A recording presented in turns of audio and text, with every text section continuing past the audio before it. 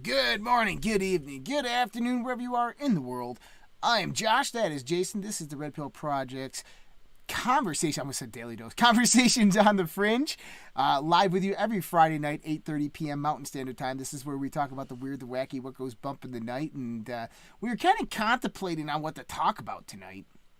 And someone's like, let's talk about the moon. Then they're like, I'm like, well, let's talk about space and aliens. And then I'm like, well, let's just have a show and talk about everything that goes bump in the night. Cryptozoology, Bigfoot.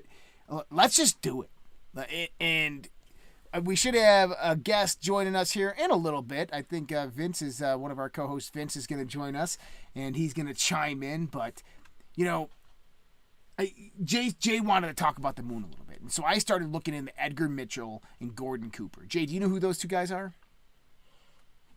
I can't say that I do know who those two guys are. Gordon Cooper was a Mercury astronaut. Eventually, I believe he was on the Apollo missions, as well as Edgar Mitchell was a Air Force test pilot, and then he was also a astronaut that went on the Apollo missions to the moon. Mm-hmm. So these were guys that went to the moon. And they both came back and had UFO experiences and talked openly and freely about their UFO experiences. Gordon Cooper, before he died, along with Edgar Mitchell.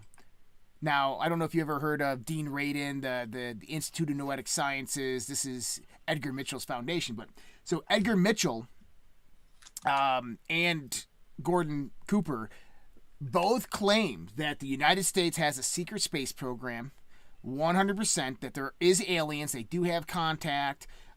They have been in contact with this world for a very long time, and they've seen them. And that we have been to the moon, but we don't go to the other side of the moon because there's some interesting characters over there. And so I always just found this like a fascinating conversation because I just got a new book, and I didn't tell anybody. It's called Immanuel Velikovsky's World in Collisions. You ever heard of this book, Jay? Mm-mm.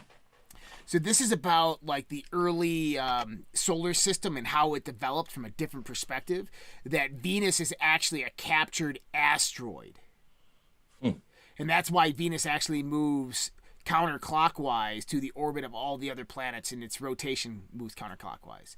It's because it's not a natural planet. And this is what could have potentially caused the cataclysms in the sky that were seen in the pre-Diluvian days, of which cavemen and so forth described lightning bolts shooting through the sky. There's a whole Walt Thornhill. He does something called Thunderbolts of the Gods. It's like a 2-hour documentary on YouTube. Check it out, man. I'm telling you, it basically brings about the perspective of cosmology called the electric universe or the plasma universe theory. But Velikovsky is one of the first originators of this theory. But in it is that our moon is actually probably one of the remnants of this asteroid that got captured by Earth's orbit. And this is what caused the major floods 20,000, 25,000 years ago. And so it's interesting because, did you ever notice how the moon, Jay, looks like the Death Star? Yeah. So I will tell you, I was down here working before we jumped on, and I was listening to a show on Gaia, and it was an interview with David. So it's called The Secret Hollow Moon. David Serratus? No, David Adar. Oh, okay. Okay, and so David goes on to say the moon is hollow, in that it doesn't have a molten core, it doesn't have a magnetic North Pole or South Pole. Okay. And when we landed there, we left an incredible amount of debris there, and we pissed some people off because we did it, and we were told never to come back because we littered on the moon. But he said that when we landed on the moon, there was a reverberation or a bell ring. Hollow planet or planets that are solid don't fucking ring. It's like about a 31-minute interview, but it's really interesting. You should catch it because I know you have Gaia too. Yeah, I do. So someone pays for that subscription for me. So I've heard this theory before. I've also heard the hollow Earth theory. Yeah. Yeah, And there's another interesting thing. Like I will tell you to jump back onto that. yeah, Is the Giants. The Giants used to be the keeper of the entrance into the Hollow Earth, and um, people within our ants, people prior to us being here, had said before we knew that there was a molten core in the Earth, is that you will first go through a molten core, and then you will enter Hollow Earth. Now, how do people that don't have the scientific technology to explore this know that there's a molten core? How? The only way you could know is if you were there. And that's an incredibly interesting thing.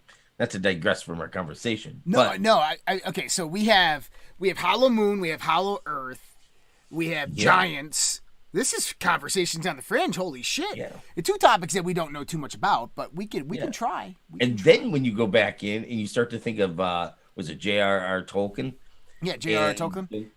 Right, the Lord of the Rings. The Lord of the Rings is Center Earth. I mean, that's literally a tale about Middle Earth. Middle Earth. Middle Earth. But what is Middle Earth? Now, ironically, think about it. You have the land of the hobbits. Hey, how are you, Vince? Hey, Reed brothers. What's up, Vince? We're talking about Hollow Earth, Hollow Moon, Middle Earth, J.R. Tolkien. So join in when you're ready. So beautiful. If you think about the story that Tolkien writes there, one, the way to destroy the ring is to go to the molten core part of Middle Earth, right? And when you talk about the lands of the elves and the mountains of the mountains, right? The dragons, the gnomes, giants. right? The Giants. The Giants, all of these things are a folklore up here on, I don't even know what you'd call it, topside Earth, right? Right. Well, and so this is incredibly interesting because I've always believed that reality, truth, is more stranger than you could ever imagine. Right? I was once told by somebody. Excuse me. I was once told by somebody who was quite legitimate in the sense of research, and they said the craziest theory that they ever heard, that they seen the most evidence on to see that was actually truthful and correct, was that conscious beings don't live on the surface of the planet. They live inside the planet where it's warm. And that every planet is actually hollow, and inside the planet is where the real planet is. And that humanity got kicked out of that area 20,000 years ago and were forced to live on the surface of the planet. Now, think about that, and I know Sermons is going to get mad at me on being kicked out of the Garden of Eden. Makes sense. And I heard that there was even ancient verbal stories from tribes. And they would say, we went in these caves and we would travel for a week and we'd get to molten rivers. Yep. And we would meet the giant people that were like 12 feet tall, and they would tell these stories, and it corroborates that as well. I don't remember what people had this story. That was, I want to say, I know that story. I know that story. But yeah, it's very similar to many stories that we've heard. And just think about that. What if, like, smart, intelligent species, we live in the planet where it's nice and warm? Yeah. What if that was really the way it was? What if that was the truth? Is that the Earth right now is a thriving civilization in the center of the planet with extraterrestrials coming in and out and exchanging, and they just ignore everybody on the surface. They're crazy. They're still developing. I don't know. It's just, it kind of makes you wonder. Yeah. Sure does. Who knows in Wonderland? This could, honestly, Could be. Speaking of Wonderland, how is everything going in Wonderland?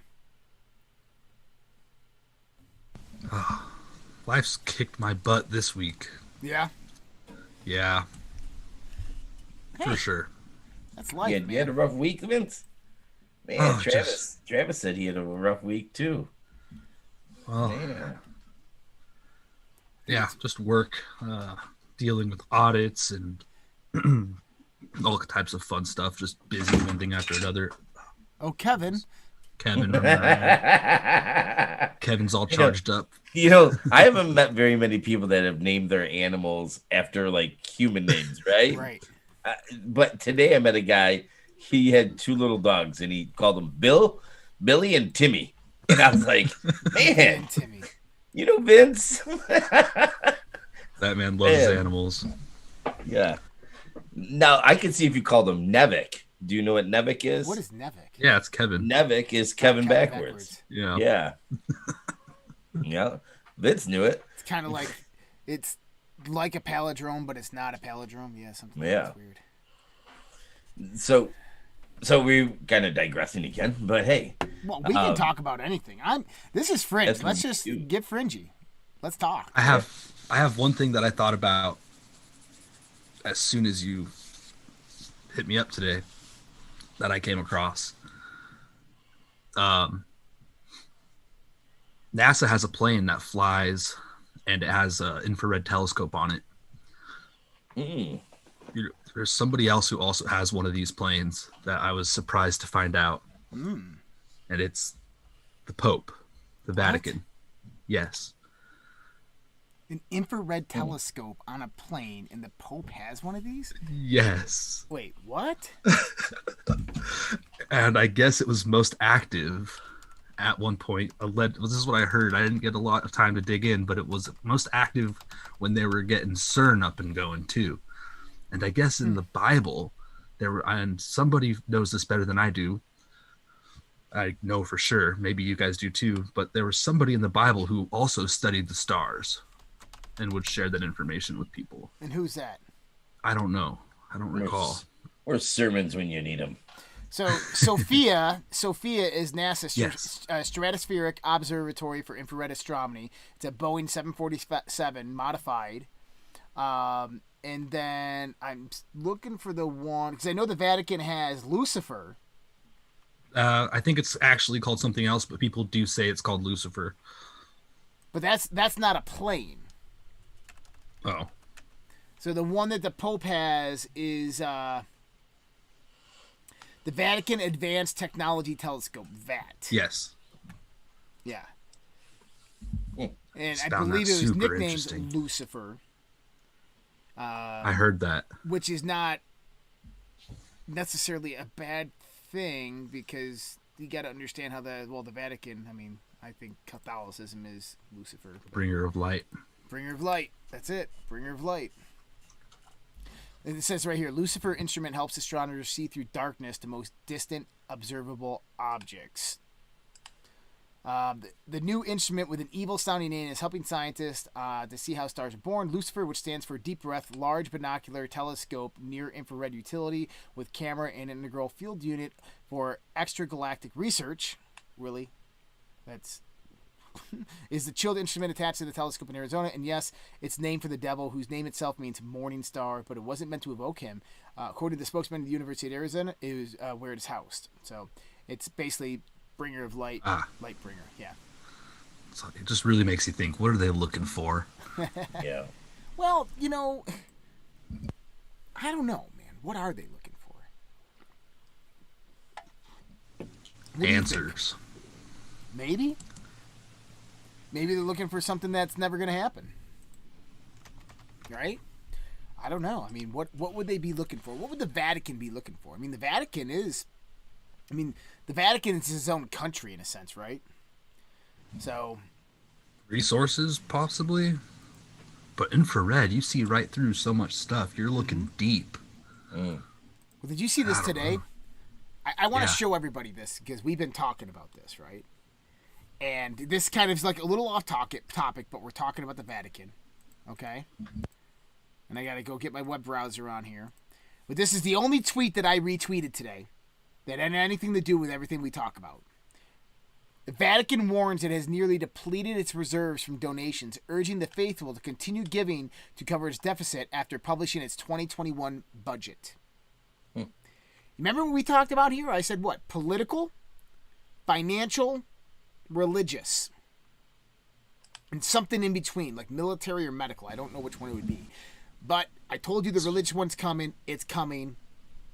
They're going to bankrupt the Vatican, guys. Holy moly. So they're just saying they're basically canceling themselves. Well, think about it. Already? No, it's the Great Reset. You have to show the collapse of the financial system. You have to show that it affects everybody, even the Vatican. Yep. Jeez. Yeah, exactly. That's creepy. Jeez. The whole Vatican stuff really creeps me out. Does it? Why's that? It's just so... It gets so esoteric and Wonderlandy very quick It and does. real. I would It's just one of... I would love to spend a month in the Vatican Library. Not the one that people can get into, the other one. I wouldn't get any sleep. I wouldn't either. I'd just continuously read in a language I know nothing about. I'll sleep with my Aramaic head and in a Latin, book. I'd be like, fuck. Why didn't I speak tons of languages? Yeah, and I think it's just one of those things of like, to know things is a gift and a curse, and it's just kind of a burden, you know? Sometimes I think a lot of people feel that. I know that feeling. I think you're. Yeah, I do know that feeling. I really do know that feeling. I've been down some rabbit holes and doozies in my life, and I can tell you that, the more woke that you become, well, it's the Roxy, right? It ain't easy being woke.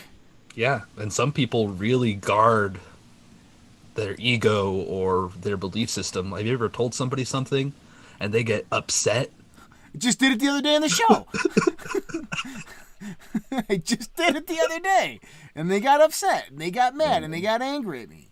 It's a hard pill to swallow. Being woke ain't easy. That's it. And just because it's my truth, if that I found that answer through critical analysis, through my own volition, my own research, doesn't mean it's the truth for you. And that's the thing is, when that irritates you or makes you question your own faith or question your own research, and you get mad at someone else, that's you getting mad at yourself because now you're unsure of whether you're right or wrong. Yeah, or just mad at life, mad at the system for failing you if it's true. It's a real psychological nightmare. Who was it? You know who Tim Pool is? Yeah. Okay, so Tim Pool actually posted something a little while ago. And, I want to touch on that. So Tim Pool posted a, I got to find it real quick. Man, my eyes must be going. Oh, he goes in there and says, make poverty illegal. Look at this guy. And nothing against Tim Pool. I like Tim Pool, right? He says, make poverty illegal. You see my reply right here? You do realize that statement doesn't make much sense. Poverty is a state of mind that people exist in due to their lack of knowledge pertaining to the self. Is he trolling? No, I think he was being legitimate. But here's the thing is, to make poverty illegal is not helping people. The state of mind of poverty will continue to exist. How the hell do we go from talking about the moon and hollow earth to poverty and states of mind? But anyways. Everything's more related than I think people like to admit. Yeah. It would be funny if Bill Gates retweeted that and he was like, and make it punishable by death. Right? But poverty is a mindset. It's a state of mind that people exist in. Yeah. I was actually just telling Jade, I said, you go back to the Bible and you talk about give a man a fish and he'll eat for a day, teach a man to fish and he'll eat for life. And really what that means is once someone comes to the realization of their value to the marketplace, they'll never go hungry. I think it's very complicated. If you put $1 million in my bank account right now, I would have to make some serious life changes in order to preserve and maintain that and to grow it. Otherwise, I'd be like somebody who hit the lotto, and I would just be done with it in a year. That's right. So you got to learn how to preserve the fish, and you got to learn how to cope with having fish every day and live life in that way. But that going goes forward. back to the universal law and principle is that this is a trust-based universe. That the universe doesn't just throw $1 million into your bank account. It prepares you before it gives you that $1 million. It shows you how to manage life and a level of discipline in life. When things are natural and commonly. That's right. Yeah. And so think about it is if you know what your skill set is, if you know the value you bring to the marketplace, you'll never go hungry. There's never a point in time in your life that you can't make money or eat or have something if you know what your value is. And I urge everybody out there who's struggling with money, who's struggling with life, find your value. And guess what? I'm going to tell you right now is your value is typically 99.9% aligned with your passion. Yeah. I've been convincing this guy over here, dude, go into business for yourself. Right? He's got a passion for what he does. Aren't you going out on your own? No, I'm just, like digging it, listening. Yeah. I'm very good at what I do. You are. I met with somebody today, man. It's really weird how things work out. So I go to a lead today. This guy ends up being a pro market manager for the tile shop, which has like 13 locations. He works the East Coast, essentially, from the Mid-Atlantic up to New Hampshire. Mm-hmm. And, he's like, starts telling me about some new products out. And he's like, you got to really check these things out.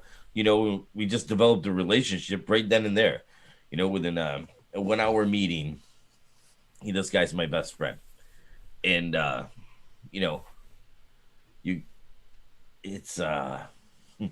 somebody said, do it, Jay. It's interesting how life works. And, I've been asking for some signs. And so I meet the tile shop guy today. And then yesterday I meet somebody else. And he's a current client. And it was really interesting because we talked about a problem on the job. I had pretty much worked it all out and found a really easy resolution to fix the problem instead of costing about $1,500. So, but we sit down and we just kind of have a heart-to-heart talk. We just kind of talked about life. I talked about these, and he was like, I want a pair. So, everybody out there that does want these, we have a meeting on Wednesday with them. Yep. We should be up and running after that. So, it's interesting how the signs are there. Everything's telling you to do it, but it's also scary.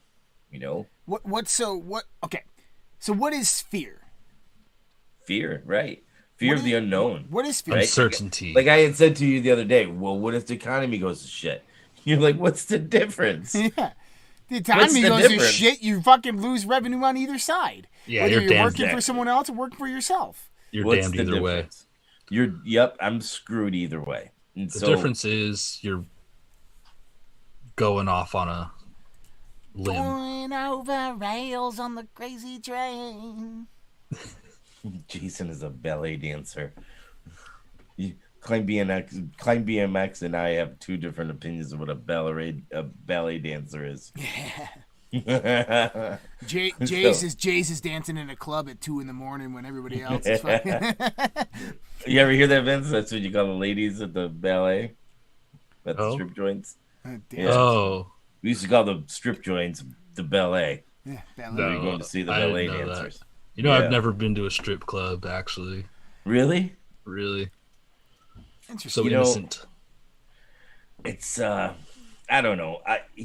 This is at Fringe, some point, guys. This is Fringe. Yeah, at some point, my opinion of strip joints changed. Moon, Hollow Earth to strip clubs. Yeah. Well, I think if Hollow Earth exists, they probably have some type of entertainment like that. Squirrel. Oh yeah, they have to have larger poles, larger load bearing for the giants. That's hilarious. Hey, I'm dancing here. Yeah. Bertha. What's to say though? What's to say that is it almost ignorant to make the assumption that only the upper surface of Earth can house life? I mean, look at the ocean. Wait, hold The on. ocean. You're doing a 180. I now. know. I'm digressing back to the conversation. You're I progressing. really want to talk about this. I don't really want to talk about I can this. obviously see. Well, so let's finish up that statement there. So basically, So guys. what is fear though? That's a what really is good fear? question. Yeah. That's a good question. Fear to me is the False expectations appearing real. It's where you create in your mind a scenario of something that is undefined. And since it's undefined in your reality, in your mind, you therefore associate it by default to pain and suffering. So you avoid it at all costs, or you try to move away from it because we are naturally ingrained to move away from those things that cause us pain. So simply by defining what it is, you remove all the fear away from it. Yeah. Yeah, I think I fear the unknown and like the fear of failure. You think about the worst case scenario. Vince, that's a really good statement. So in my late 20s, into my early 30s, I really had to go through some, I would say some maturity, right? And I used to think that I was failing in life because I was actually afraid of failure. And when I really looked into it, you know what it was? I really wasn't afraid of failure. I had failed many, many times in my life, right? And I kept doing it, right? It was actually that I was afraid to be successful. Right? Right? Yeah. Rather than afraid to be a failure, I was afraid to be successful. Yeah, and I think how many times when you are successful are you given, in some cases with some parents, you're not rewarded, but in some ways failure is reinforced as okay. And when you are successful, like I'm going to give you a perfect example of this.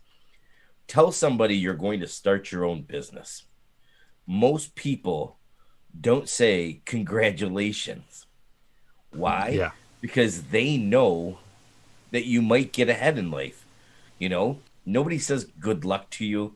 Like it's an incredibly weird interaction with somebody when you say I'm going to start my own business. I want to do an experiment and call my brother and record it and tell him, hey bro, I'm going to start my own business. I got this idea. I guarantee you he is going to poo-poo all over that dream and point out all the reasons why it's a terrible idea and why I'm going to fail. Yep. That's what And most people that, do. my friend, is why we're afraid to succeed. It's because of what other people will think? Because of the negative, bit, yeah. well, also about the negative reinforcement From other that people. you're going to fail. Yeah. From what other people will think. Yep. It's because of our social circle, the dependency that we have on other people, on what they're going to say when we make that decision or choice. I struggled with that for years. And you know what I came down to it and said? What's that? My family's got to eat. Yep. I got to survive. I really don't give a shit what I do. As long as it can bring in an income, right? And then I got just somehow completely pushed towards something that I love doing. Mm-hmm. And, in the process of giving up everything else. Yeah. Yeah, I mean, I truly don't think... I thought, last year before COVID, I thought I was in a pretty good place in life. And... I would say I had a pretty good life. I'd like to tell my wife that I was almost like semi-retired. I didn't work a 40-hour week. I made incredible money. I pretty much was stress-free. And I don't know, that's a pretty good life, right? Work 40 hours a week. I was taking 2 years ago, I was taking Wednesdays off, every Wednesday off, and just going fishing with my kid. Mm-hmm. So it's it's challenging but it's yet rewarding, right? Like Josh said, so you guys, just so you understand, I already am self-employed, but it's kind of a weird situation. So, but when you are self-employed, there's this incredible amount of responsibility that comes into play, and it's a mind changer. So I thought it was in a pretty good place until COVID hit. And when I started to listen to Josh, and Josh kind of red-pilled me, if you will, there was an incredible amount of maturity and growth with me. And I think a lot of people have probably seen it just on the show, that I'm different from when I was, the first time I called in and such. But life is like a story, right? We get to these chapters and we have to turn the page. And you can't be afraid, Vince. Don't be afraid to be successful, because that's what's holding you back. It held me back for a long time. For a long time, I worked for the man. I think Elon Musk has a quote too, where basically he says something along the lines of,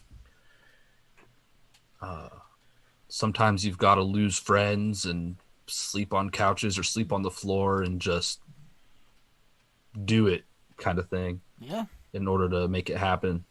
He tells a story of when they were first developing the first Tesla, and how he was sleeping on the couch in an office with two other people.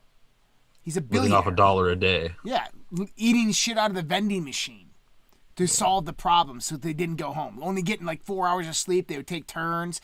They would sleep on the couch and on the floor. And he said, he's like, people are not going to understand. Yeah. But basically do what you believe in. Yeah. Here's the thing is, what is passion then? How do you define passion? You know what passion is? You ready for it? You want the best Please definition? Tell. It's something that you do with absolutely no fear. It's something that you can do, that you're confident in, that you're disciplined in, and that you do with absolutely no fear. Yeah, and people are usually a little bit astounded. They're like, "Wow, you did that?"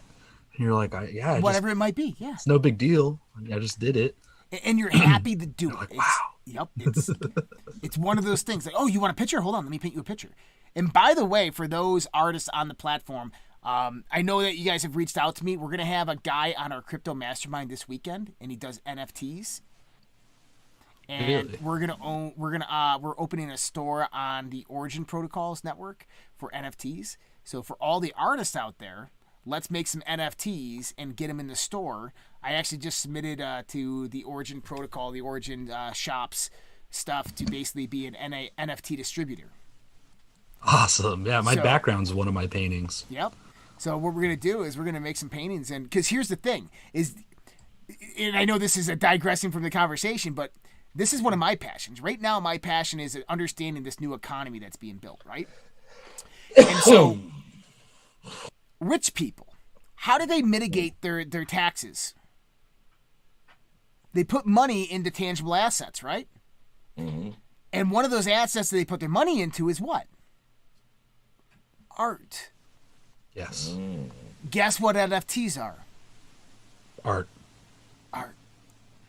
That's the art that they're basically storing their money in as tax safe havens. Do you get it? This is why they're spending hundreds of millions of dollars on these NFTs. And so if you're an artist out there, this is the best opportunity that you're ever going to have in your life to get into this. Because if you're an artist, yep, take a picture of this and then draw that shit. No, I'm being serious though. Is that me too? Art is being art is becoming this this place where you can park your money for a certain amount of time, and the intrinsic value is the amount of value that you're putting into it, right? Yeah. Mm-hmm. Some people even invest in art and hoping that it'll increase in value, and some people are very successful with it. Others, I mean, it doesn't always happen for others, but it could be a good, lucrative investment. It could.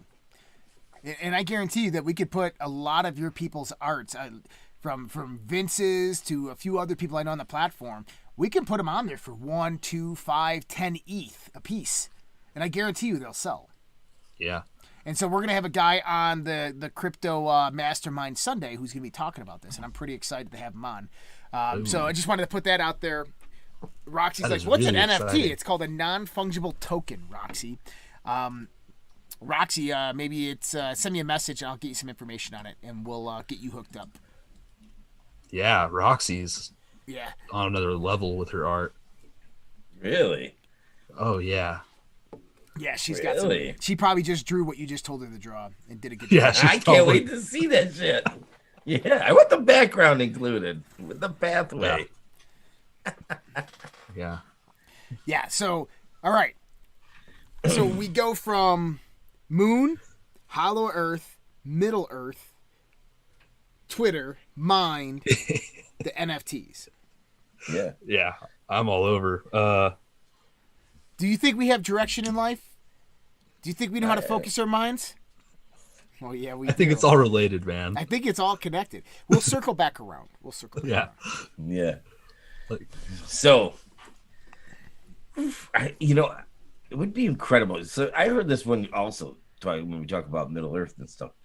There's a story about and I don't know how true it is, but I'll tell you the story. It's about a ex-military guy who sits down and tells the story about Antarctica. And he goes into this Admiral huge cave. I don't know who it is. He's a special forces guy. Okay.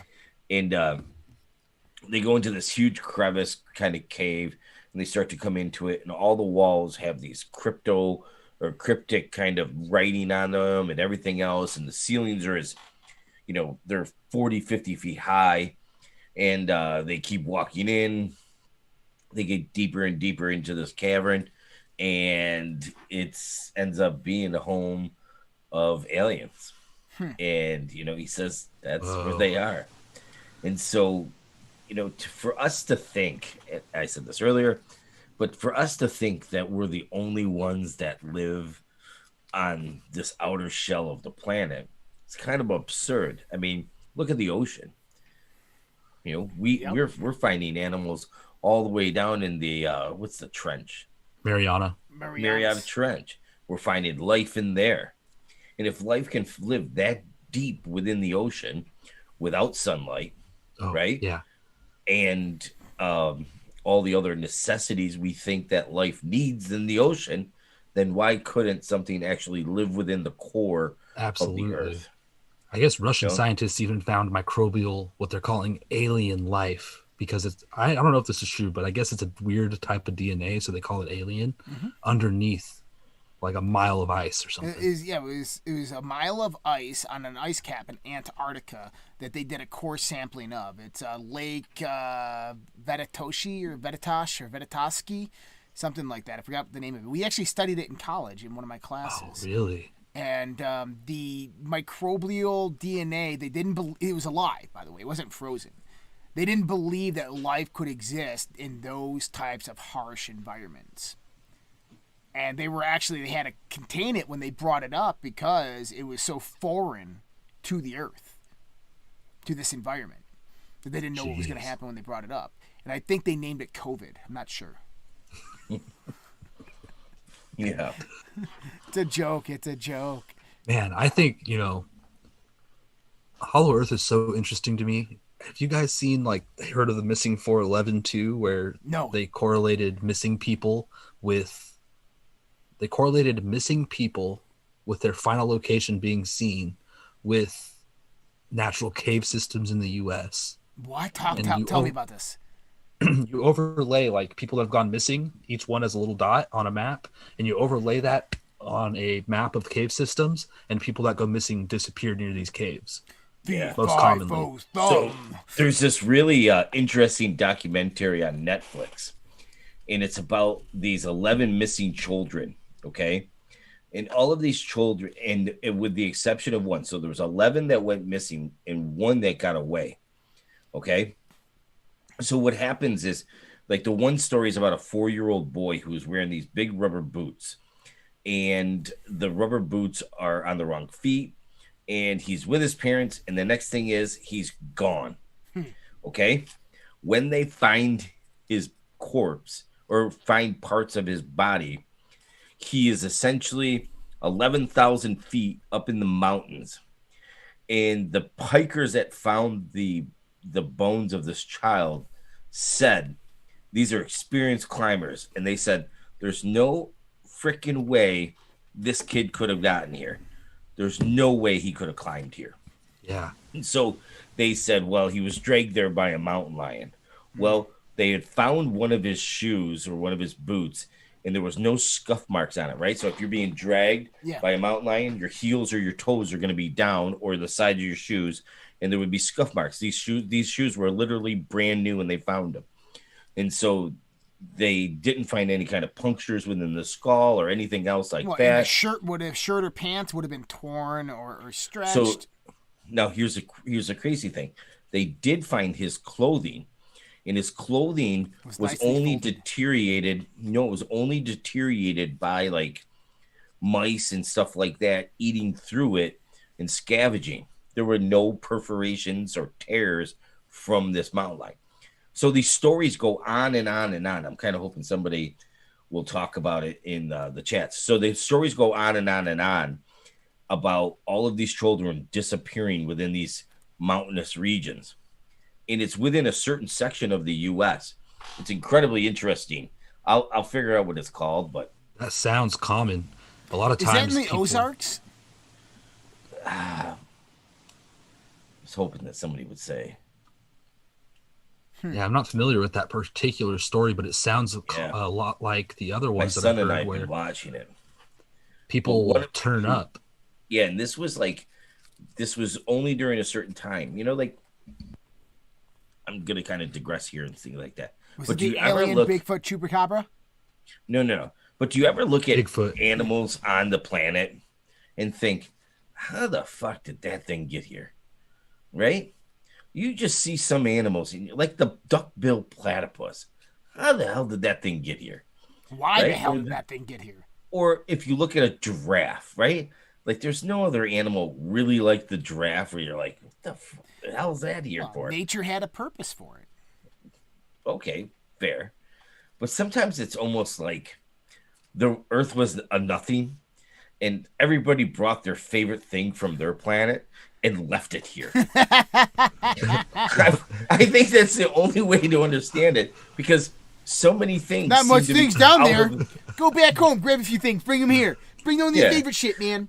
Bring the dogs, bring the cats. What if other planets were just one species on the whole planet? And Earth is just like the miscellaneous junk drawer planet. Yeah, like people, like some of these planets were like, hey man, I've got this T-Rex on my planet. This thing fucking sucks. I'm going to take it. Where can I take it? And everybody's like, take that shit to Earth. And then they drop that off, And finally that's what all the UFO sightings are. It's just them dropping their shit off here. That's why they're always over the ocean. Like, dude, dump that shit. Let's get out of here. So one day, somebody's like kind of monitoring things on Earth, and they look around, and there's all these monstrous creatures, and they're like, holy shit, we got to take care of this problem. Hello, Ice Age, right? Yep. I don't know. Just like I said, there's so many interesting species of insects, animals, mammals, that to me, it's hard to make sense of it.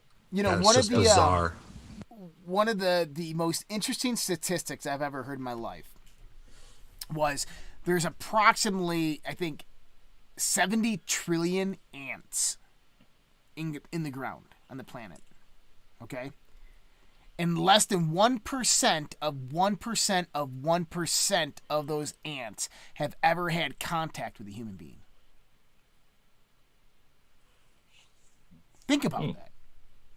We live with them on this planet. They outnumber us massively.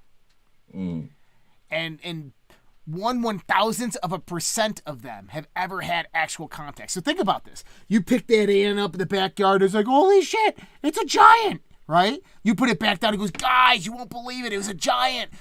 Shut up, Stu. You don't know what you're talking about, right? You conspiracy theorists. Yeah. But here's the thing is, who are we to say that that isn't the nature of reality? That right now, in our very existence, that we are merely an ant that hasn't realized somebody else that lives within our reality sphere. You know, what if we are an atom in some kid's closet in a completely different dimension? Yeah. An atom in a toy in some kid's fucking closet. What if we're just a desktop PC in some kid's bedroom? Yeah, running a simulation. Gosh. Yeah. We're part of Sim City. And it failed after 3.5 seconds, but that 3.5 seconds is our whole existence in eternity. I heard within a few years, Sims could integrate AI and basically emotions and whatnot into their video game characters. I came across this researching some cryptocurrency. I came across this this company Senso last night. Senso. What are they about? Let me pull it up real quick. So this is actually pretty cool. And so they're a very cheap. Oh, they're under $1. Okay, they're under $1 cryptocurrency. So we bring the connection and experiences out of this world. Guys, what they're doing is they've teamed up with what is the #1 platform for gaming out there, game developers. Who is it? Epic Games. Fortnite, right? Fortnite, Epic Games. Mm-hmm. So they teamed up with Fortnite, okay? And they're developing a virtual reality universe. Now, the virtual reality universe, you go inside of it, and you can go to live concerts, soccer games, football games. And so they're going to be broadcasting all these events in their virtual reality universe, of which you can attend directly in your VR. And they're going to have a crypto integrated? Oh, yeah. So their currency that they utilize is their Senso. So think about this. It's Friday night. It's raining out, and your favorite band is playing down the street. You go into your VR headset, you find the concert, you click on it, and it takes you directly to the venue, and you're experiencing it live, directly in virtual reality. Wow. That's what's coming. Put on a fully haptic suit and jump in a mosh pit. Yep. That's what's coming. And these guys are building that right now. We have the technology. I love that phrase. Man, it's really cool. And also, I love it and I hate it. Yeah, Ready Player One. Absolutely. Can't stop it. Well, you know, that's one thing that I've always come to understand is nothing can stop what's coming. And I think that when we look at Quelle and everything that what Quelle said in pertaining to that, is you can't stop the future. It's inevitable. It's a freight train running down the tracks, and we're all on board. And if you jump in front of it, you're going to get run over. If you jump off of it, you're going to get left behind. If you speak up too loud, they're going to throw you off. But what you can do is this, is you can help influence the internal environment on that train. Because here's the thing, is if you can influence the internal environment on that train, then who does the throwing off? Who gets what car do you get to sit in? What car do people collaborate in? Right?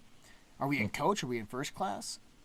But that only happens when we all come to the understanding that we're on this train and it is moving forward. And we have to embrace the future. You know, historically, if we look at it, those who have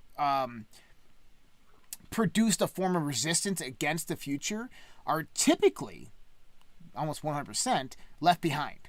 They lose. Blockbuster, for instance. Mm-hmm. Look at Blockbuster as a prime example. They fought technological advancement. Oh, brick and mortar stores aren't going anywhere. You guys are crazy. They had the ability to buy Netflix for $100 million. Did you know this?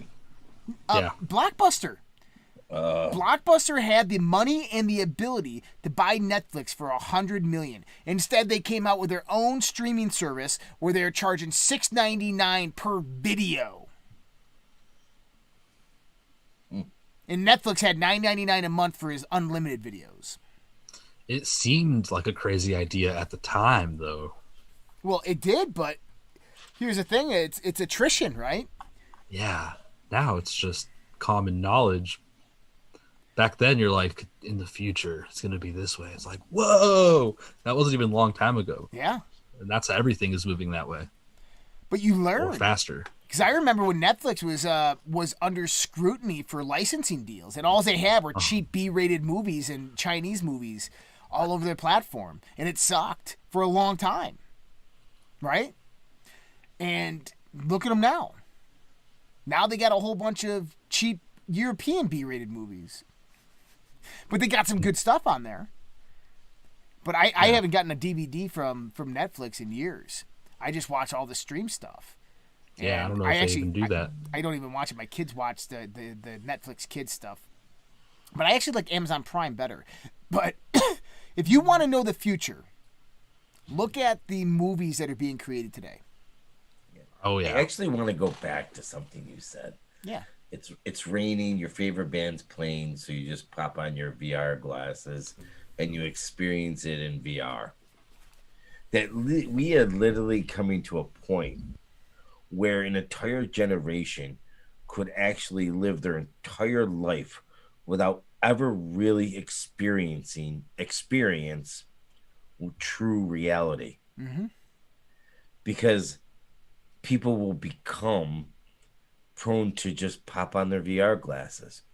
You know, it's almost like that part in Good Will Hunting when he's sitting down talking to Will, and Will can tell you everything about the Sistine Chapel or all of these paintings and all of the philosophical stuff.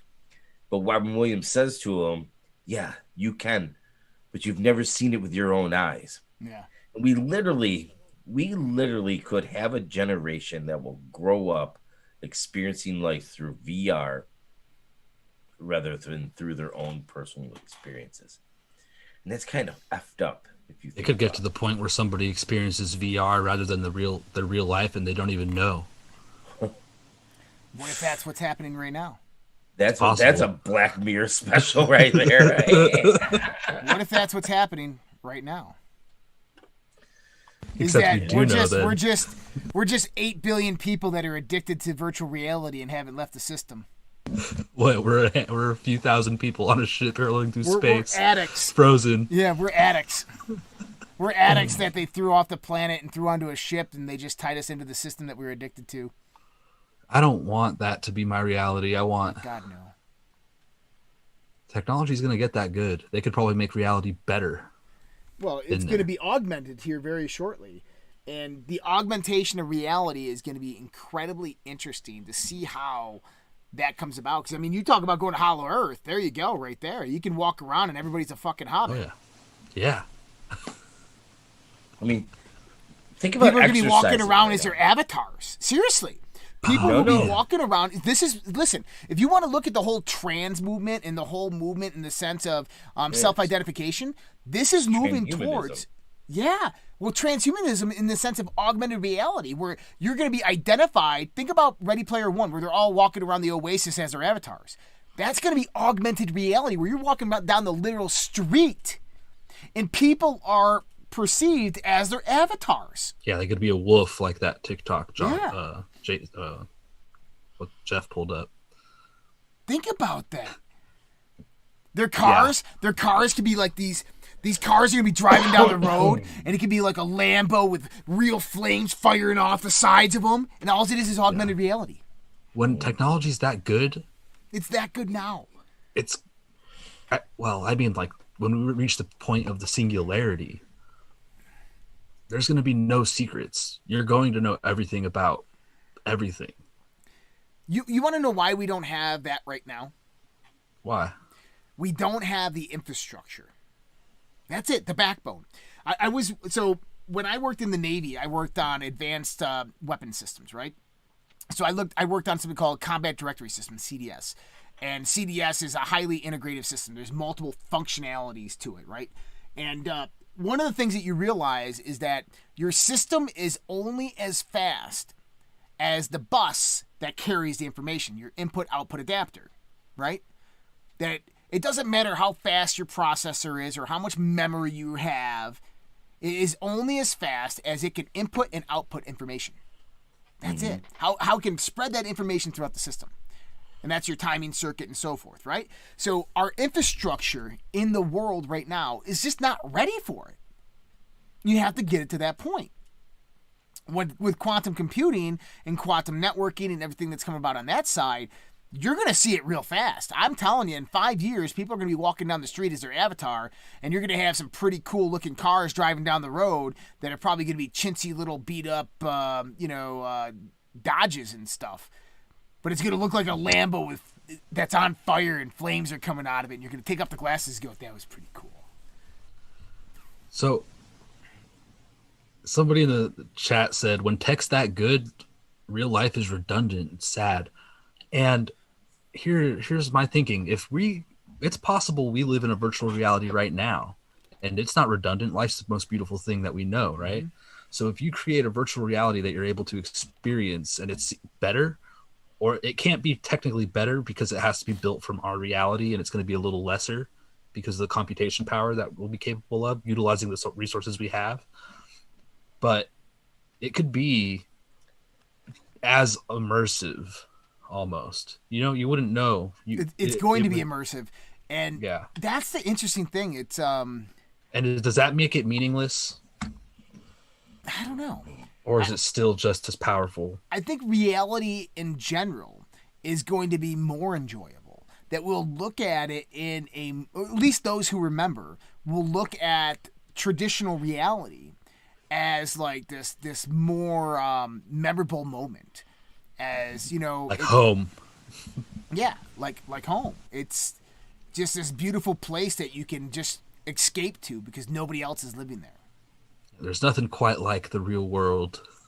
There's nothing quite like the real world. There's no place like the real world. Yeah.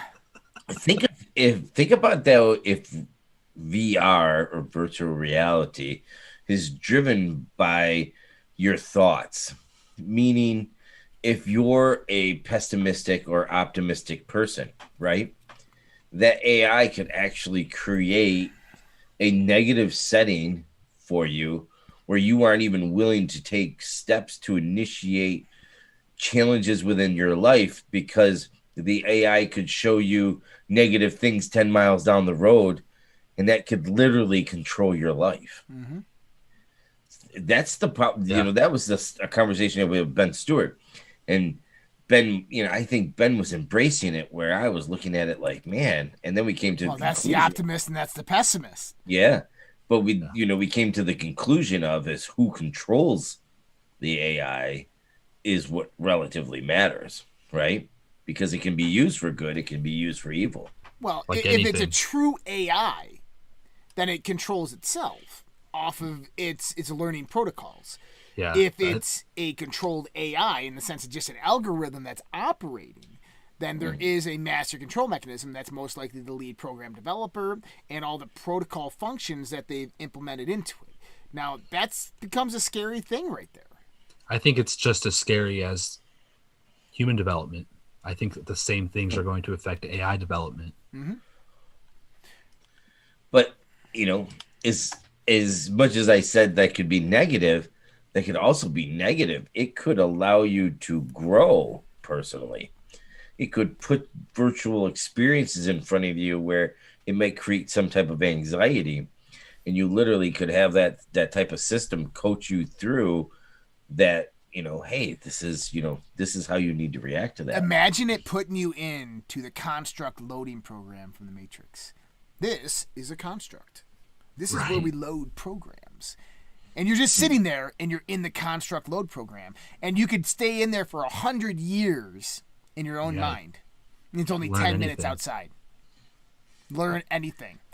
All this mumbo jumbo. I'm going to watch The Matrix tonight. But we got to load all these different programs. Kung Fu? You want to learn Kung Fu? Kung Fu? But just imagine that. Now the question is was that level of retention, right? Because they never showed this, if you noticed, in the Matrix.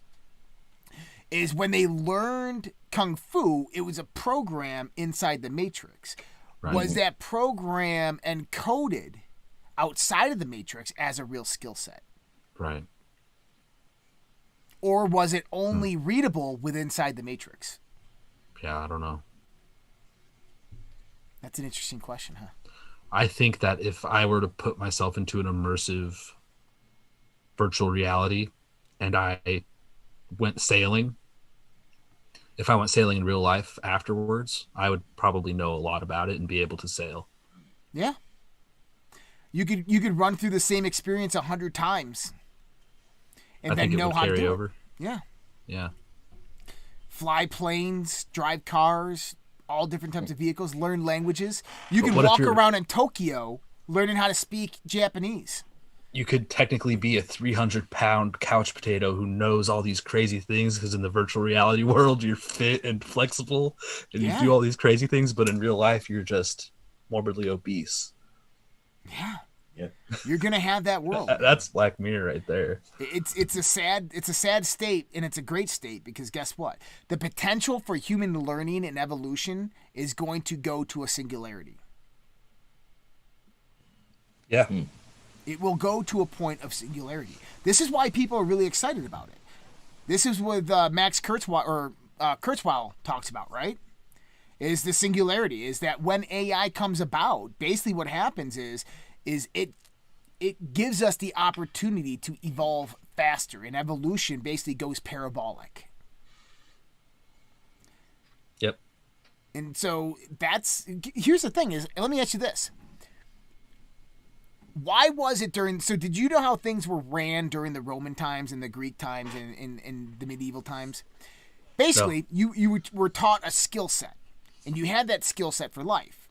And so the blacksmith did blacksmith stuffing, right? The farmer did farmer stuff. Okay, these were skill sets that you learned. But then you always heard about, like, the philosophers, right? It must have been great to be a philosopher. All you do is you'd work 3 months out of the year, and then the rest of the year you do whatever you want. Isaac Newton himself, spent the majority of his life at his summer home reading books. Now, how did they make money? They had a passion. They knew their value in the marketplace, and they leveraged that value for their time back. And guess what? The world wasn't that fast, and their value was incredibly valuable to the marketplace, which means that the amount of value that they gave was this big, where the speed of the world was very, really slow, which means that the pace of the world was not outstepping their evolution. Now, think about it now. It's about equivalent. It's very hard to get ahead right now because the world's moving so fast and there's a lot of stuff to keep up with. But once all those processes, the jobs, the manufacturing, all that stuff gets automated to a point where we can all go and relax, then people start focusing on passion. Then people have the ability to stop focusing and worrying about the transient things that are happening outside of us, and they start basically worrying about and discovering what's inside them. And they start evolving from that point. That's where we're headed. That's the singularity. I hope so. Yeah. Listen, even if they create this digital prison, that everybody's fearing about, right? It doesn't matter. The same result's going to come from it. If there's one thing that's been traditionally shown through history, is you can't enslave the human race. You can't. It doesn't work. It always ends badly for those people who enslave people. Yeah.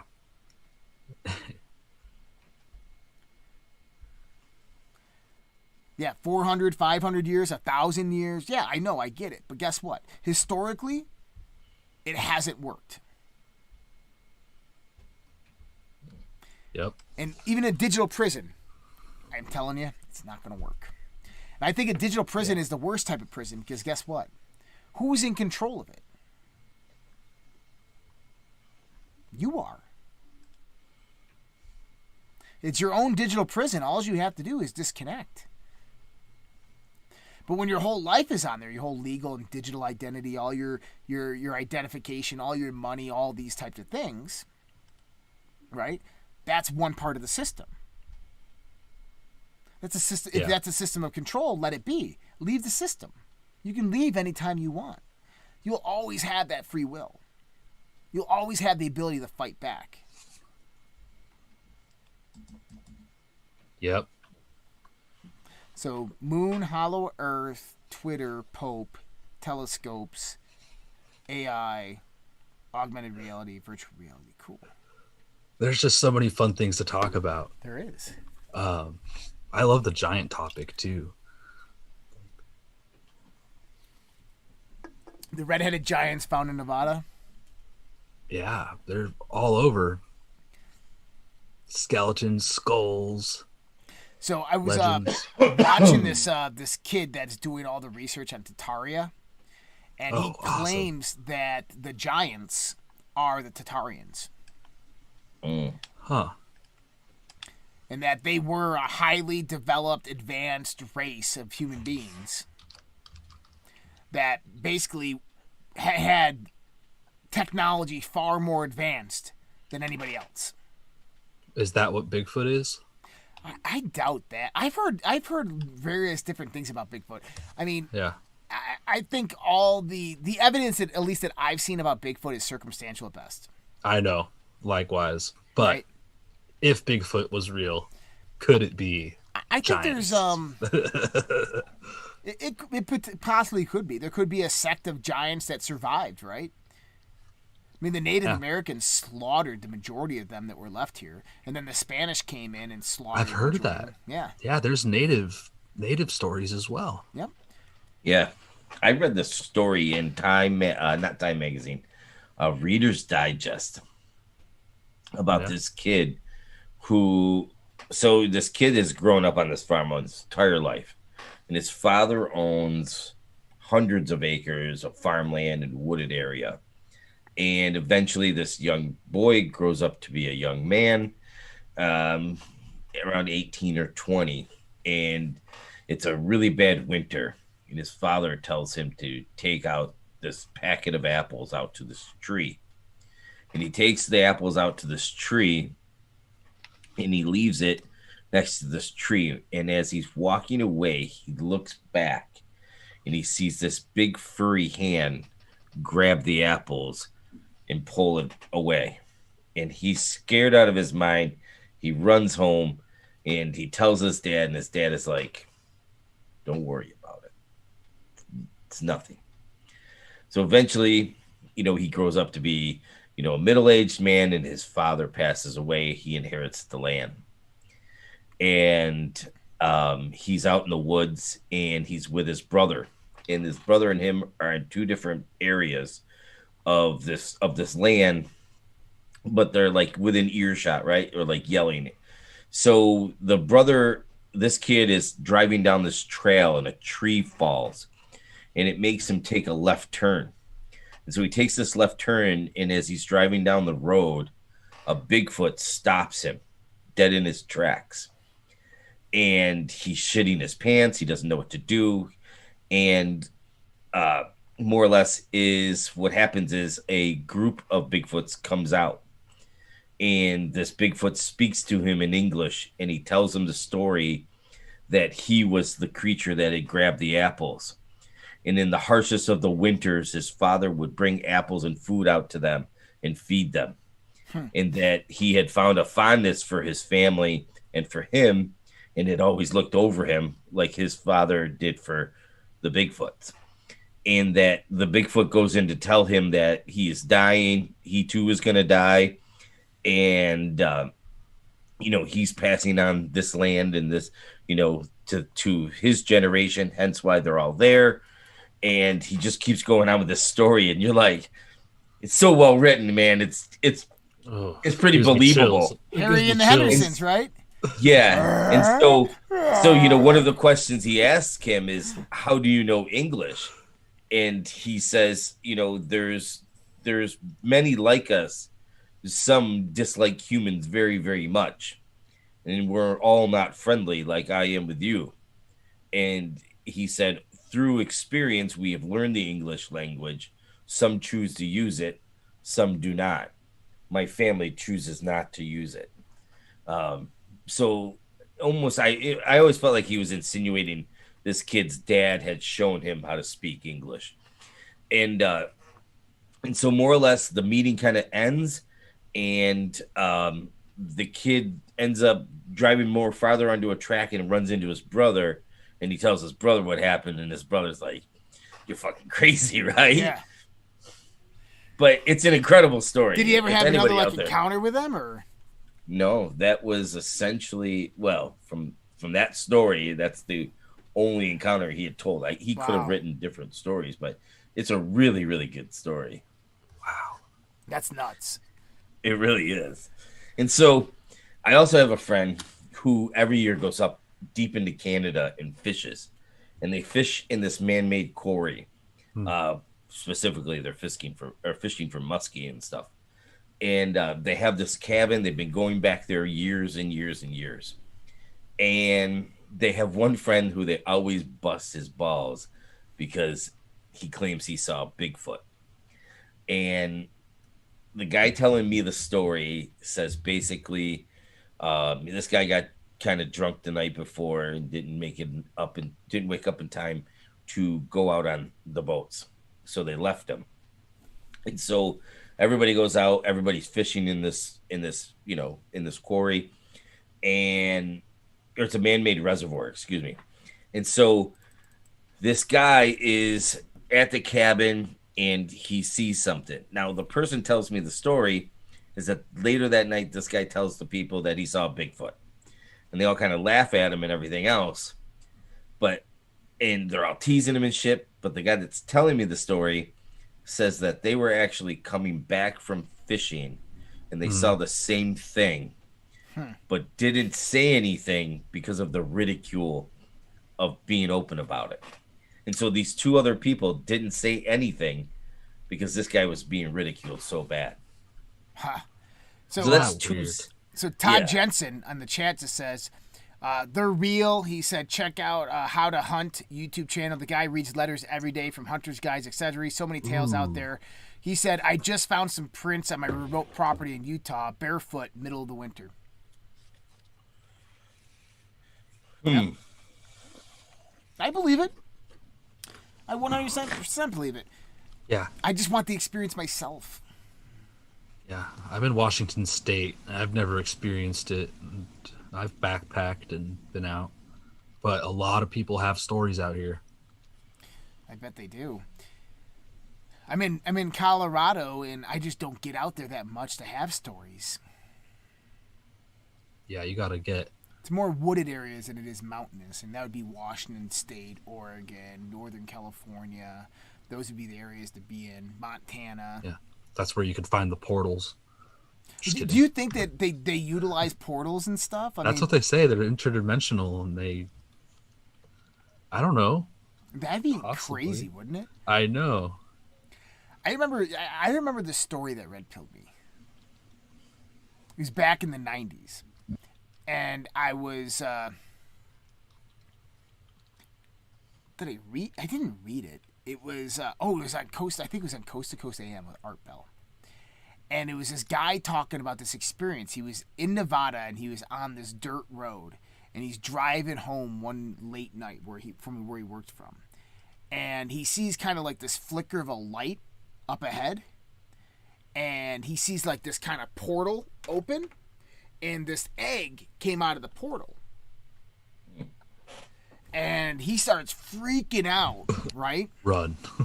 Yeah, starts freaking out. Drives to town, grabs the sheriff, and comes back. And him and the sheriff get there. And there's these beans, short beans, coming out of this egg, walking around, scratching their head, not knowing what's going on. So then, this gets better. The guy and the sheriff, they see them, and these things get in this fucking this egg and start chasing them. And they were chasing him. All of a sudden, bloop, went away. Have you ever heard of like the stories that people have with like they have moments in different dimensions? Have you ever heard these stories? I've heard a few of them, and they seem like... I remember this one dude talking about how he said, one day I was walking down the street, and all of a sudden it was kind of like just a flicker of my eyes, and I was in a completely different world, completely different... It's like Sliders, right? Where red is green and green is red. You remember that episode? Where he thought he was back home, and he's like, oh my God, thank goodness I'm back home. And he goes to his apartment and he looks outside and he notices the stoplight, and people were going on red and stopping on green. And he realized he was not back home. He was interdimensional travel. And yeah, some people believe when you sleep, you're actually doing that. Why don't I? Or remember? when you meditate. Well, why don't I remember? I think Bigfoot could potentially be that, but you know what I think is maybe we're not native to this planet. I tend to think that we're just not native to this planet, and that whatever's on this planet that is native is probably a little bit more primitive than us, or maybe just more reclusive than we are, and that we probably hunted it down and killed it over the centuries that we've been here. Yeah. Do you think... That makes me think, you know how there's stories of people living to be hundreds of years old or thousands? Methuselah, right? 900 years and... Maybe they would go to these other dimensions where it's more conducive to humans. So they could spend more time there, and then they'd come here. Interesting. I don't know, just a weird thought. Fringe thoughts. Yeah. There is, what was the name of, what's that dude that created Family Guy? Oh, Seth MacFarlane. Yeah, Seth MacFarlane. He has that show that's like Star Trek. Mm-hmm. Right? Cool Whip. What is it, Jay? Cool Whip. Cool. I love when he does it. So, I can fucking say that all day long. So he has a show that's like Star Trek. I forgot, it was like the Oliver or something like that. I only saw like the first 2 seasons, but there's this one episode where they find this really, really primitive planet, and they go down there and they mistake them as gods. And they feel really bad, so they're trying to figure out how to resolve it, right? But what's happening is the planet is going into like this black hole area, and it like transitions into the black hole and comes out like 5 minutes later, right? And so I think they had a robot on board, and the robot went through the transition, came back, and they imprisoned the robot, and he came back, and they had advanced thousands of years within that 5 minutes. And within 1 hour, they had advanced to the point where they were highly more advanced than them. And what was happening is when they went in the black hole, it was just a longer cycle. Time went a lot slower. So 5 minutes was actually 2,000 years. But things like that, man. Man. The Orville. That's a good show. I like the Orville. It's a good show. I kind of see that how the future is going to be. It's a good show. Yeah, man. Who sent me the article the other day about the warp engine? Did you see this? So Negative. NASA has successfully validated negative energy and a warp engine. Are in the process of designing and engineering the first ever warp engine. And what is it capable of? Speed of light or near speed of light? I think it's near speed of light right now. I think it was Elon Musk or somebody basically saying that's slow. It is He's slow. like, on the scale of things, that's still way too slow. We need wormholes or Ludicrous teleportation speed. or faster than light speed. Yeah. Yep. Or bend space, Well, which the requires key so really much is- energy. Yeah, but the key is energy production. And it's Yes, not really it is. energy production, it's energy harnessing. It's understanding the true nature of what energy actually is. And I think that this is kind of where Dr.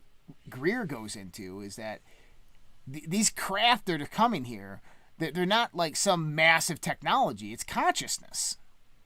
Consciousness is energy. Energy is consciousness. I wonder how much energy can we harvest just from the Earth, especially if there's a little sun in the middle of it. Oh goodness, I don't know. But here's the thing: is think about yeah, energy. it is all harvesting. energy. It doesn't make sense in the sense of energy harvesting. If there's an abundance of energy everywhere within the universe, it's merely understanding energy's true nature. Then you don't need very much. Yeah, on the quantum level, things are extremely forceful. Yeah. I remember there's a Stargate SG-1 episode, and it's where one of the Altarians, his name's, I think it was Owen, or what was his name? Something like that. But he basically came to Sam Carter as he basically took form from the Ascended world and took human form, and he was in her basement, and he built a Stargate out of toaster and a microwave, and he goes, you human beings, you guys just don't understand how much stuff that you guys are waste. He goes, I just built this out of this. And he built like this quantum energy transducer, which powers the Stargate, and it was all out of just household items. But it's not knowing that, it's knowing how to put it together. Right? It's knowing how to put the puzzle together. That really knowing is what materials you have, what their properties are. It goes back to that the paradox that I talked about. We went back 30,000, 50,000 years to the caveman sitting around the fire. What was that? What was that movie back from the 80s? Something the gods. Remember where they held the fire? And they had the fire keeper, and they're the tribes, the human tribes, and they're fire, right? I don't know. Someone will know what I'm talking about. But watch it; it's pretty cool. But think about it, like being a caveman back in the caveman days, and you guys have fire, and you have to beat your food to death, right? Or you have to use arrows, very primitive tools. All the knowledge right now that we have, all the technology, gods must be crazy. There it is. The gods must be crazy. So all the knowledge and technology we have right now existed then. They just didn't know how to put the puzzle together. They did not know what they did not know. Yeah. Everything that is here right now is within the laws and the parameters of the universe and existed then. It just did not come into existence until now because of the knowledge base, because we did not know what we did not know. We had to go through multiple processes of repetition, of learning new things of which we did not know that we did not know. Yeah, it's just interesting how new things come up, though. Mm-hmm. It's kind of like anomalies, right? Right, but here's the thing is you would expect that, wouldn't you? Like a Nikola Tesla. You would expect that. And societies that embrace that probably evolve way faster. If they wanted to. I feel like natives probably lived a really fulfilling and fine and plentiful life with such a basic lifestyle even. Mm-hmm. And they probably had an understanding. They probably had a knowledgeable understanding of nature and things. They're probably just as intelligent as us, but in different ways, right? Yeah. I think I could pull somebody from thousands of years ago and, like, if they're a baby, probably teach them and make them be normal. I think. Maybe. It's not that long ago. Crazy. What an interesting discussion. Yeah. Joe Fry guitar guy's like, oh man, I missed 85 minutes. I guess so. I didn't know we had so many Bigfoot believers. Man. Like after I read that guy's story in Reader's Digest, I was pretty convinced. And in the beginning of it says, this is the truth. This is not made up. Like the guy definitely is not, he makes all claims that this is the truth. Mm-hmm. It's a pretty believable story. Like I said, and I couldn't put it down. You know what I just realized, quite honestly, is sometimes I'll talk about movies or TV shows on here, but I don't think I can describe a story better than I did just now about that. Meaning, I think I describe a better story when I read the story than I do if I watch the story. So Learn you're something new you're a every day. visual learner or an auditory learner? I'm a visual, actually. Yep. Yeah. I think that's one of the reasons why I can tune people out so well. Oh, I'm really good at that as well. My wife would be like, Jay, I've been talking to you for 2 minutes. Didn't notice. Wait, what? Yeah. That's my superpower too. Yeah. She's like, I don't even know how you do it. I do it to my son too, so she's not the only one. Yeah. You know, I don't know. That's interesting. Kind of funny. All right, guys. Well, we're heading over to Fringe After Dark. If you'd like to join us, you know how it works. It's a master Patreon subscription, and you get to join in. For those who want to join in on Zoom, I'll have the Zoom link up here in a little bit on the private group on socialredpill.com. For everybody else who would like to join in for just this one time, it's venmo.com/redpillproject, $5.99. You guys can go ahead and I'll get the link over to you here very shortly. Thanks you so much, Vince, for joining us. You're more than welcome to join us on Fringe After Dark, but I know you had a long week, so I understand if you don't make it. I believe that our good friend Jeffrey Hefe, that I call him, is going to join us on Fringe After Dark. So Jeff will be there. Good. And I got to bounce, just so you know. We're gonna continue the conversation. We're gonna bring some people in. And we're gonna talk. We're gonna have a good time. So, who knows where the conversation may lead? But much love and respect to everybody out there. Makes you think tomorrow night at 8 p.m. Mountain Standard Time. Then we have Pathways 9:30. Special guest from the platform. Oh, cool. Yeah, it's Karen and Kai. Yeah, I wanted to say Ali, and I knew it was right. Karen and Kai. Cool. This could be a good one, yeah. Oh, very cool, very cool.